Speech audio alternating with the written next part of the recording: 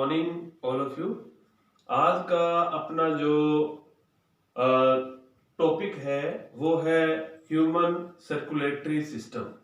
हमने ह्यूमन का digestive system complete कर लिया, उसके बाद ह्यूमन का रेस्पिरेटरी सिस्टम है वो भी हमारा कंप्लीट हो गया। अब जो थर्ड टॉपिक आता है इसके अंदर, जो मेन टॉपिक है ह्यूमन का circulatory system, human circulatory system, या इसे हम ट्रांसपोर्टेशन भी कह देते हैं। ह्यूमन के अंदर थिंग्स को, चीजों को, फूड को, ऑक्सीजन को वो कौन कैरी करता है, तो इसके बारे में वो सर्कुलेटरी सिस्टम कैरी करता है।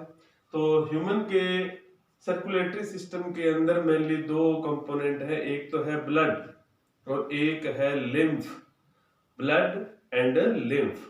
तो हम फर्स्ट ब्लड को लेके चल रहे हैं। ब्लड जिस सर्कुलेशन के थ्रू बॉडी में चलता है उसे ही हम ब्लड सर्कुलेटरी सिस्टम कह देते हैं। और ब्लड सर्कुलेटरी सिस्टम में मेन रोल जो प्ले करता है वो करता है हमारा हार्ट। तो हार्ट, ह्यूमन का हार्ट जो है वो 4 चैम्बर्ड होता है, इस तरीके से 4 चैम्बर्ड। और इन 4 चैम्बर्ड की अगर मैं बात नेम की करूं तो इधर इस तरीके से ये राइट पोर्शन है, ये लेफ्ट पोर्शन है। राइट पोर्शन में अपर पार्ट जो है वो राइट ऑट्रियम कहलाता है, और इधर वाला है जो इसके नीचे है वो राइट वेंट्रिकल कहलाता है। और लेफ्ट में लेफ्ट ऑट्रियम और लेफ्ट वेंट्रिकल। ह्यूमन के अंदर जो 4 चैम्बर्ड हार्ट होता है इसमें 2 ऑट्रियम है, 2 वेंट्रिकल है। और जो ह्यूमन का जो हार्ट है इसमें लेफ्ट साइड में ऑक्सीजनेटेड ब्लड रहता है। कौन सा रहता है? ऑक्सीजनेटेड, यानी ऑक्सीजन जिसमें डिसॉल्व हो वो। और राइट साइड के अंदर हमेशा डीऑक्सीजनेटेड ब्लड रहता है। कार्बन डाइऑक्साइड रिच ब्लड जो है वो इसके अंदर रहता है। और अगर हम ह्यूमन के ब्लड सर्कुलेटरी सिस्टम के कंपोनेंट की बात करें, ओके, तो ह्यूमन के अगर ब्लड सर्कुलेटरी सिस्टम के अंदर कंपोनेंट की बात करें तो एक तो है इसमें मेन हार्ट, फिर है ब्लड, फिर है आर्टरी, और फिर है वेन्स, और फिर कैपिलरीज। इस तरीके से 4 पार्ट से ये मिलके बना है ह्यूमन का सर्कुलेटरी सिस्टम। तो अभी हमने किया है कि 2 चैम्बर इसके अंदर राइट पोर्शन में, 2 लेफ्ट के अंदर, ऑट्रियम और वेंट्रिकल। और इनके बीच में इस तरीके से जो मैंने डार्क लाइन बनाई है ये सेप्टा है। सेप्टा यानी ऑक्सीजनेटेड ब्लड और डीऑक्सीजनेटेड ब्लड को सेपरेट करने का काम करता है। अब सबसे पहले हार्ट जो है वो कंस्ट्रक्शन एंड रिलैक्सेशन करता है, हम अच्छे तरीके से जानते हैं। कंस्ट्रक्शन एंड रिलैक्सेशन, कंस्ट्रक्शन यानी पिचकता है इस तरीके से, और जब रिलैक्सेशन करता है तो वो रिलैक्स होता है। कंस्ट्रक्शन जब इसने किया तो लेफ्ट वेंट्रिकल के अंदर से ऑक्सीजनेटेड ब्लड जो है वो हमारी मेन आर्टरी के अंदर आया है। किसमें आया है? मेन आर्टरी, या इसे ऑर्टा भी कह देते हैं। और इसमें मैंने मेंशन कर दिया है ऑक्सीजनेटेड ब्लड चल रहा है। क्यों चल रहा है? क्योंकि ये लेफ्ट साइड से अटैच्ड है हार्ट के। अब ये ऑक्सीजनेटेड ब्लड है, मेन आर्टरी इसे कैरी करती हैं और ये देती हैं कैपिलरीज को। कैपिलरीज कौन सी होती हैं? कैपिलरीज बिल्कुल फाइन, बिल्कुल छोटी छोटी ट्यूब्स होती हैं जो हमारे हर सेल तक ब्लड को ले जाने का काम करती हैं। वो किससे जुड़ी हुई रहती हैं? इधर वो जुड़ी हुई होती हैं आर्टरी से। तो यहाँ से ऑक्सीजनेटेड ब्लड आर्टरी से लिया किसने? कैपिलरीज ने। कई बार हम ब्लेड से या नाइफ से हमारा हाथ कट जाता है तो उसमें से ब्लड रिलीज होता है। तो मेनली हम कह सकते हैं कि हमारी कैपिलरीज हैं वो कट होती हैं, जो अपने आप थोड़ी कुछ डेज के बाद रिपेयर हो जाती है। काफी ज्यादा होती है बॉडी के अंदर ये कैपिलरीज। और ये कैपिलरीज है ये बॉडी ऑर्गन को ब्लड सप्लाई करती है, सेल को, बॉडी सेल को ब्लड सप्लाई करने का काम करती हैं। यानी सेल को ऑक्सीजनेटेड ब्लड जो है वो ऑक्सीजन जो है वो ब्लड सेल को दे देगा और वहां से CO2 जो है वो ले लेगा। तो ब्लड का मेन काम यहाँ से क्या है कि ऑक्सीजन देना। किसको देना? सेल को। सेल को ऑक्सीजन इसने दे दिया और यहाँ से कार्बन डाइऑक्साइड जो है वो ले ली। अब कार्बन डाइऑक्साइड जो है वो कौन कैरी करता है? Main vein. मेन वेन या इसे वेना कैवा कहते हैं। क्या कहते हैं? Vena cava. ये मेन वेन या वेना कैवा जो है ये यहाँ से डीऑक्सीजनेटेड ब्लड को कैरी करके कहाँ लाती है? राइट ऑट्रियम के अंदर लाती है। राइट ऑट्रियम के अंदर लाने के बाद ये राइट ऑट्रियम से किधर आ जाता है? राइट वेंट्रिकल के अंदर। कौन? डीऑक्सीजनेटेड ब्लड आ जाता है। तो डीऑक्सीजनेटेड ब्लड यहाँ से यहाँ कैरी हो जाता है।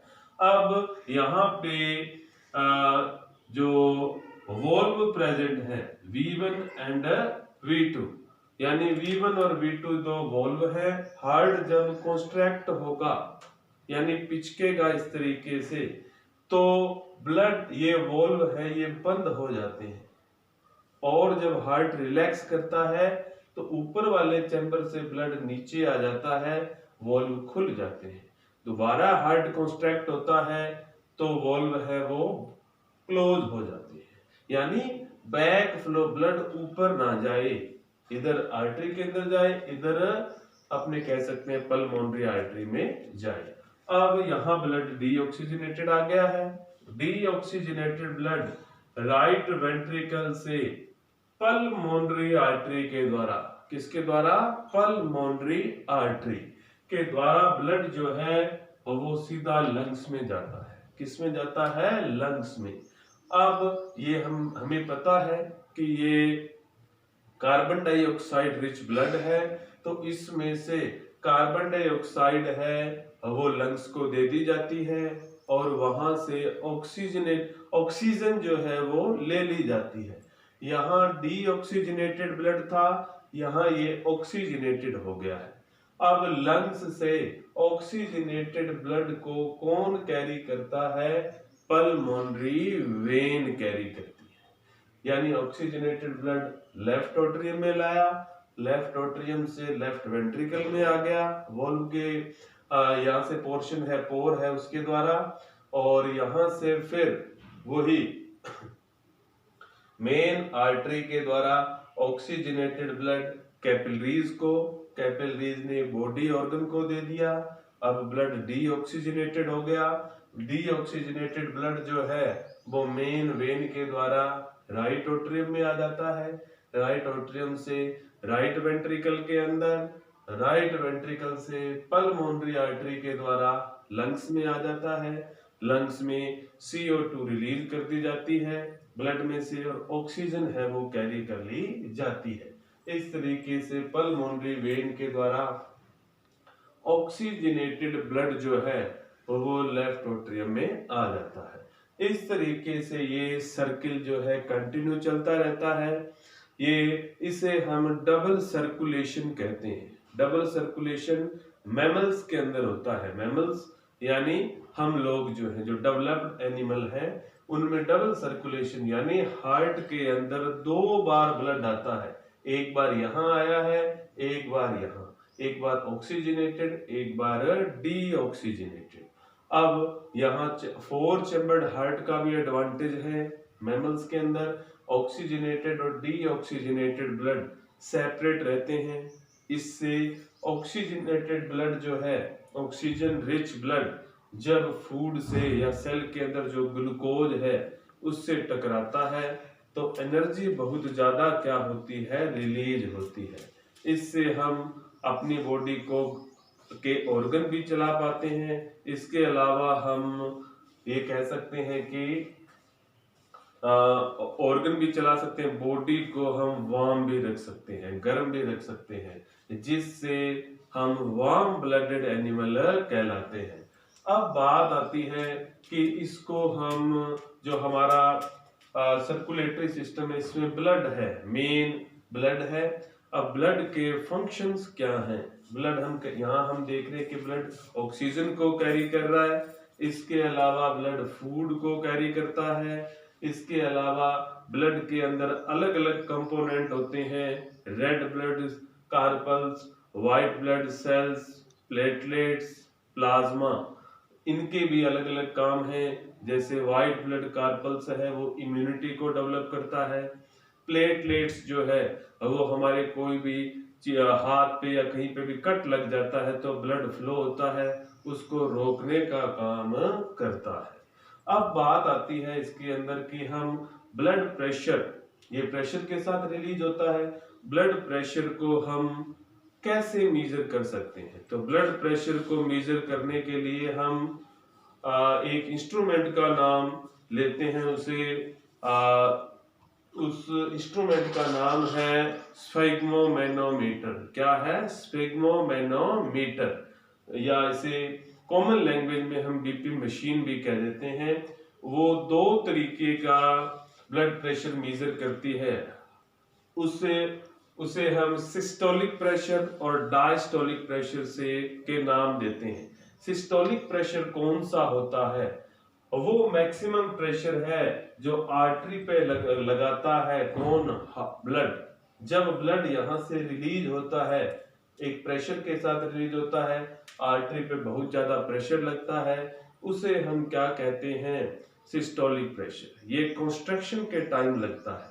अब आता है ये एक हेल्दी पर्सन में कितना होना चाहिए? 120 mmHg, 120 mmHg इतना होना चाहिए। कौन सा? Systolic pressure. और डायस्टोलिक प्रेशर कौन सा होता है? जब हार्ट रिलैक्स कर रहा होता है, ऊपर वाले चैम्बर से ब्लड है वो नीचे वाले में आ रहा होता है, ब्लड बाहर नहीं रिलीज हो रहा आर्टरी के अंदर, आर्टरी में मिनिमम प्रेशर होता है, उस प्रेशर को हम डायस्टोलिक प्रेशर कहते हैं। क्या कहते हैं? Diastolic pressure. और हेल्दी पर्सन के अंदर वो कितना होना चाहिए? 80 mmHg। कितना? 80 mmHg। तो सिस्टोलिक प्रेशर एक बार फिर से सुने, मैक्सिमम प्रेशर है आर्टरी पे लगने वाला, और डायस्टोलिक प्रेशर मिनिमम प्रेशर है आर्टरी पे लगने वाला। सिस्टोलिक प्रेशर 120 mmHg होता है, डायस्टोलिक प्रेशर 80 mmHg होता है। इसको मेजर करने का इंस्ट्रूमेंट जो है वो अपने स्फिग्मोमैनोमीटर है। तो आई होप वीडियो अच्छे से आपको ये क्लियर हो गया होगा। Thank you very much.